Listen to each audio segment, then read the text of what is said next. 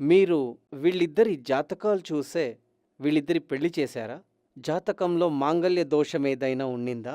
వాటివన్నీ సరిగ్గా గమనించే వీళ్ళ పెళ్లి చేశారా అని అడిగాను. అవును, అన్నీ సరిగ్గా చూశాము అన్నారు. కొన్ని దోషాలున్నాయని చెప్పారు. దానికి పరిహారం చేసిన తర్వాతనే వీళ్ళ పెళ్లి చేశాం. సరి, ఒకరోజు మీరు నా అపాయింట్మెంట్ తీసుకొని వీళ్ళ జాతకాలతో మళ్ళీ నన్ను వచ్చి కలవండి అని చెప్పా. ఒక 2-3 రోజుల తర్వాత జాతకాలతో వచ్చారు. ఆ జాతకం చూస్తున్నప్పుడు ఆ జాతకంలో నేను సంపూర్ణంగా గమనించాను. నా వరకు నక్షత్రాల గురించి కూడా చూశాను. దినకూట, గణకూట, రజకూట, రాశికూట, యోనికూట, వేదకూట ఇలాంటివి 10 కూటాలున్నాయి. వాళ్ళు చూపించిన ఆచార్యులు అందులో ఏం రాసిచ్చారంటే 85% కలుస్తుంది అని. అంటే 8 కూటాలు కలిసొచ్చిందనమాట.